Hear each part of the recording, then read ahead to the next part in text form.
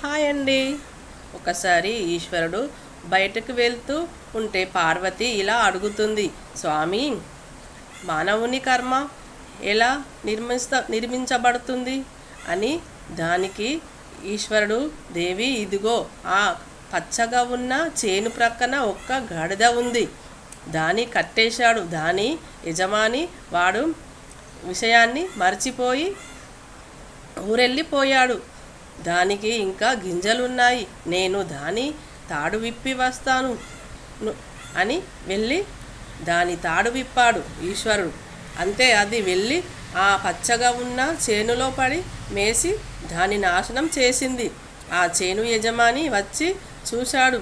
ఆ గాడిద యజమానిని రాగానే అతని కోపం కట్టులు తెంచుకుంది. అమాంతంగా వెళ్ళి అతనితో గొడవకు దిగాడు. ఇద్దరి మధ్య మాట పెరిగింది. బహుద్వేగాలు కట్టులు తెంచుకున్నాయి. ఆ చేను యజమానిని ఆ గాడిద యజమానిని చంపేశాడు.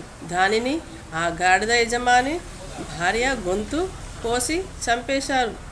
దాన్ని చూసిన ఆ గాడిద యజమాని భార్య తమ్ముళ్ళు విపరీతమైన కోపంతో వెళ్ళి ఆ చేను యజమానిని కొడుకులను ఇద్దరిని చంపేశాడు.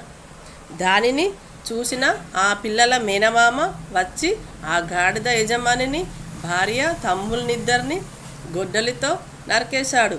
చివరిగా ఆ మేనమామ అక్కడ పడి ఉన్న మొత్తం శవాలను చూసి, ఈశ్వరా, ఎంత పని చేశావయ్యా అని ఆకాశం కేసి చూసి అన్నాడు.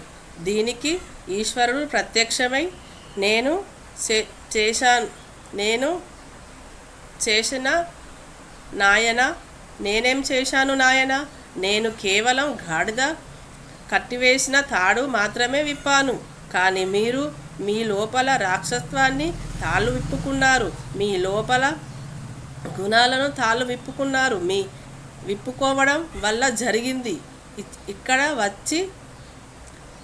చచ్చి పడి ఉన్న వాళ్ళందరూ వాళ్ళలోనే మాయకు రాక్షసత్వానికి తాళ్ళు విప్పుకోవడం వల్ల జరిగింది. దీనికి నాకు ఏ సంబంధం లేదు అని వెళ్ళిపోయాడు.